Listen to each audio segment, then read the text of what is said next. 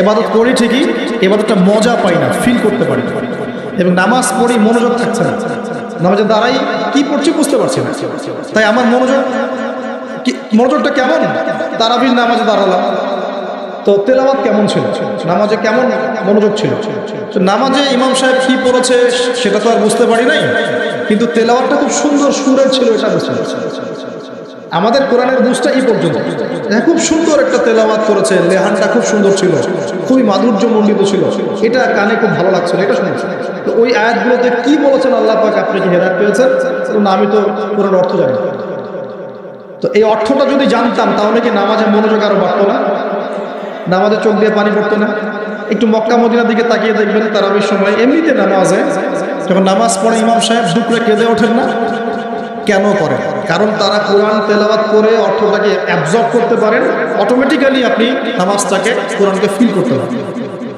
তাহলে আমরা যে 30 বছর নামাজ পড়লাম, একটা দিনও তো চোখ দিয়ে পানি বের হয় না।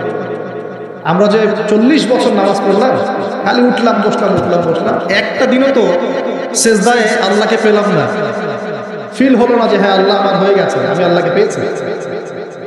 তো এগুলোর কারণ হচ্ছে, যে জায়গা থেকে এখানে আসলাম, এগুলো অন্যতম কারণ হচ্ছে কোরআন এবং নামাজে যা পড়ছি এগুলোর অর্থটা না বোঝা। 16 কোটি মানুষের ভোটার আইডি কার্ড আছে? নাই? আছে কি নাই?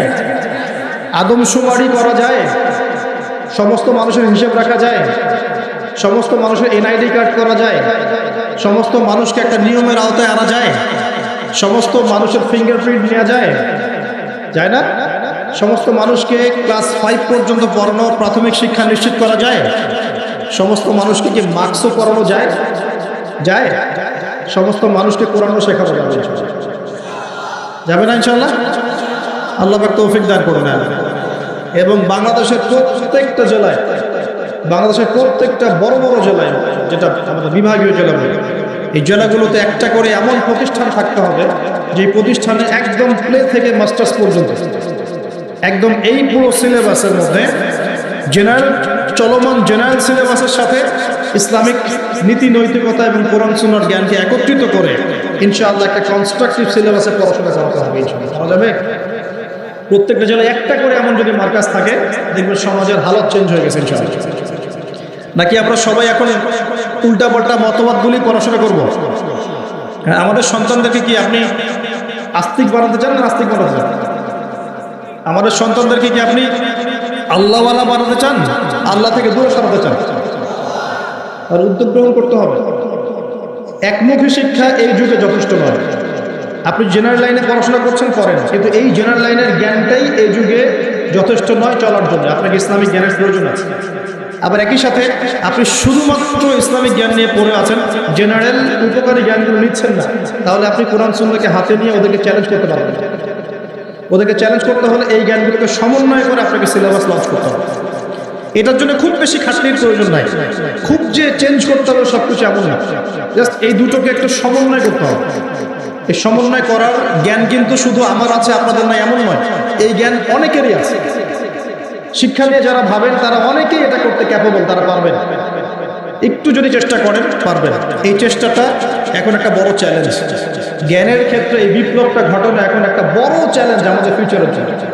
যদি এখন আমরা এই জিনিসগুলো করতে ব্যর্থ হই, আগামী 20-30 বছর পর দেখবেন আল্লাহ না করুক এমন প্রজন্ম চলে আসবে যে বলবে যে আল্লাহ কি আমাদের চিনি না। আমরা কি এটা চাই? আর শুধু আমরা যারা মাদ্রাসা মসজিদের সাথে সম্পৃক্ত আমরাই কি ইসলাম নিয়ে চলবো, না এই জেনারেল ভাইরাও চলবে? জেনারেল লাইনের ভাইরা, ব্যবসায়ী, চাকরিজীবী, প্রশাসন, এরা কি সংখ্যায় কম, সংখ্যায় বেশি? তাদের মধ্যে ইসলাম ঢোকাতে হবে না?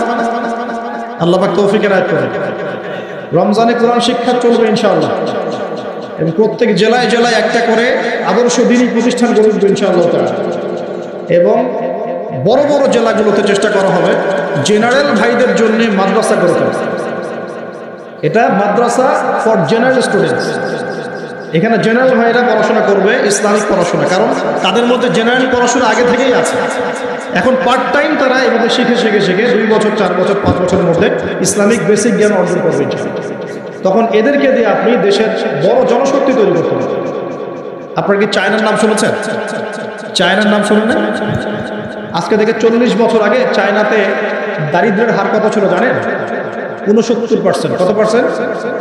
প্রায় 69 থেকে 70% মানুষ দারিদ্র্য সীমার নিচে ছিল। আজকে এই 2022 সালে ওদের দারিদ্র্যের হার কত জানেন? 1%-এরও কম। এবং তাদের পুরো জনসংখ্যার প্রায় 80 কোটি মানুষকে তারা জনশক্তিতে পরিণত করেছে। ওরা মানুষের সংখ্যা কমায় নাই, ওরা বলে নাই যে একটা বাচ্চা নেই। কথা বুঝতে পারছেন? ওরা জনগণকে জনশক্তিতে পরিণত করেছে। পড়াশোনা করেছে এবং অ্যাক্টিভ ছিল, পরিশ্রমী ছিল, সময়কে কাজে লাগিয়েছে এবং প্রযুক্তির জ্ঞানগুলো শিখেছে। প্রযুক্তি এবং কৃষি আস্তে আস্তে সারা বিশ্বের মার্কেট দখল করেছে। আর আমাদের কাছে তো কোরআন সুন্নাহ আছে। আমরা যদি দুর্নীতি ছাড়তে পারি, পরিশ্রমী হতে পারি, অপচয় বন্ধ করতে পারি, সময়কে কাজে লাগাতে পারি এবং জনশক্তি তৈরি করতে পারি, বাংলাদেশ সুপার পাওয়ার হবে। স্বপ্ন দেখতে হবে, স্বপ্ন দেখতে হবে, হয়তো বাস্তবায়ন হবে অন্য কারো হাতে। ইমাম বুখারীর কথা জানেন না? ইমাম বুখারীর নাম শুনেছেন না? ইমাম বুখারীর ওস্তাদ একদিন ক্লাসে বলছিলেন, এমন কি কেউ আছে আমার ক্লাসে, কি এমন কেউ আছে যে নবীর হাদিসগুলোর মধ্যে সহিহ জয়ীফগুলো যাচাই বাছাই করে আলাদা করতে পারে? এমন কি কেউ আছে? এই একটা কথা ইমাম বুখারী রাহিমাহুল্লাহর কলবের মধ্যে এমন দাগ কেটেছিল যে তিনি পরবর্তীতে ওই নিয়াত করেছেন যে আমি সেই ব্যক্তি হব, আমি নবীর সব সহিহ হাদিসগুলোকে আলাদা করে দেব। দেখেন পরে ইমাম বুখারী রাহিমাহুল্লাহ তার যে কিতাব তিনি সংকলন করেছেন, এই কিতাবটা কি কিয়ামত পর্যন্ত অমর হয়ে আছে। অতএব আমাকে করতে হবে জরুরি না। যদি এই থটসগুলো আপনাদের মধ্যে চলে যায়, পরবর্তীতে কেউ যদি এগুলো বাস্তবায়ন করে তাও চলবে ইনশাআল্লাহ। আল্লাহ পাক আপনাদের সবাইকে কথাগুলো বোঝার তৌফিক দান করুন। আপনাদের এই মিরপুরেই ইনশাআল্লাহ তাআলা একটা বালিকা মাদ্রাসা গড়ে উঠছে ইনশাআল্লাহ, মেয়েদের মাদ্রাসা। সেটা সম্পূর্ণ আমার স্ত্রী চালাবেন ইনশাআল্লাহ তাআলা, একদম গোড়া থেকে নিয়ে আস্তে আস্তে পর্যায়ক্রমে দাওরা হাদিস পর্যন্ত।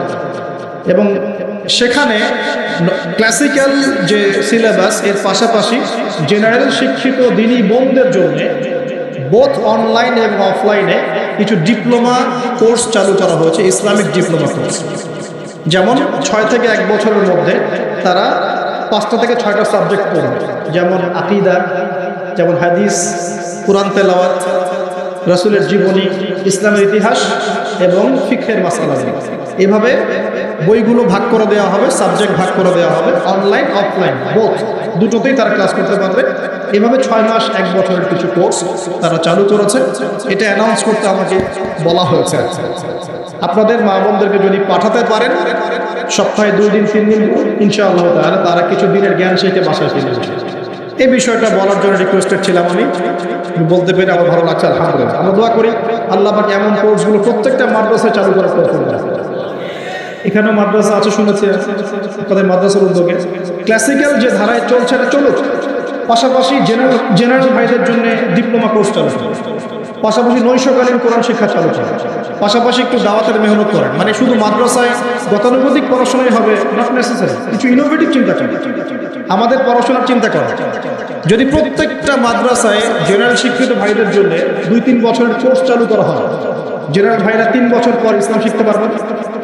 আমি বলছি না তারা মুফতি হয়ে যাবে, আমি বলছি না তারা একদম মুহাদ্দিস হয়ে যাবে, কমপক্ষে কোরআন তো তেলাওয়াত করা শিখবে, আরবি ভাষা তো শিখবে, কমপক্ষে আকীদার কিছু মৌলিক জ্ঞান তো শিখবে, নবীজির 40টা হাদিস তো কমসে কম শিখবে, ফিকহের কিছু জ্ঞান শিখবে, রাসূলের জীবনী শিখবে, ইসলামের ইতিহাস তো শিখতে পারবে।